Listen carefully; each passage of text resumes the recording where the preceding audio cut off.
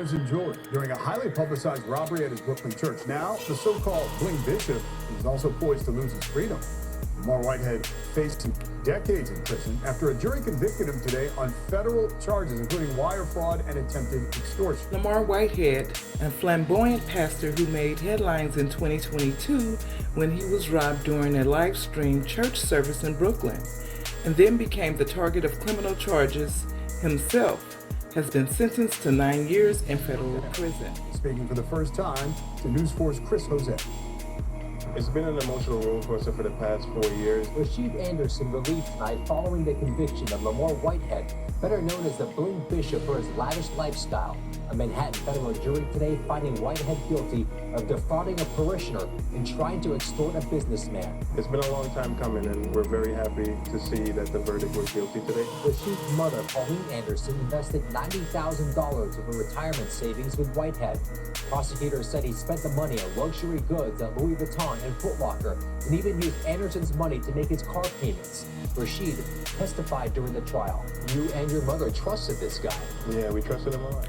Lamar Whitehead is a con man who stole millions of dollars and a string of financial frauds, and even stole from one of his own members, U.S. Attorney Williams said. The pastor attorney, Don, said in a statement to NPR that while we are deeply saddened by the outcome, Whitehead maintains his innocence.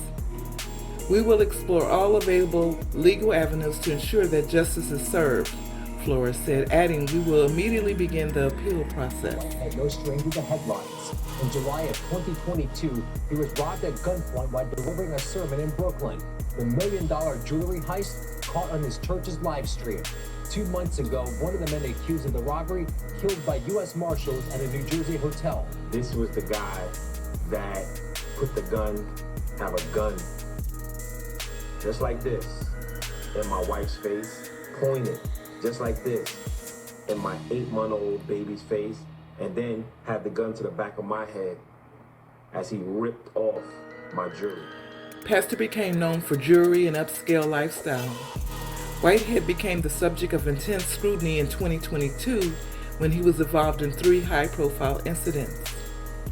In May of that year, the pastor meditated a man's surrender in the New York City subway shooting of Goldman Sachs employee Daniel. Whitehead turned heads with his obnoxious appearance, wearing a Fendi jacket and stepping out of a Rolls Royce at a legal aid office, and with his claims of friendship with New York Mayor Eric Adams.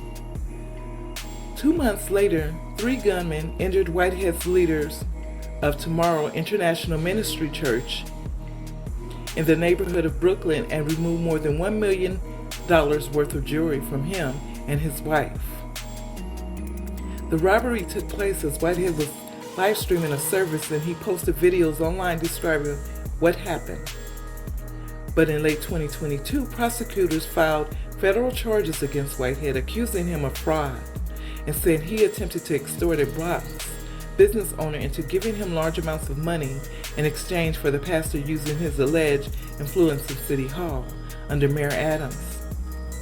And when FBI agents spoke to Whitehead, the indictment said he lied when he claimed to have only 1 cell phone. Whitehead not yet publicly commenting on his conviction, which also includes charges that he tried to force a Bronx businessman to lend him $500,000 while promising access to Mayor Adams.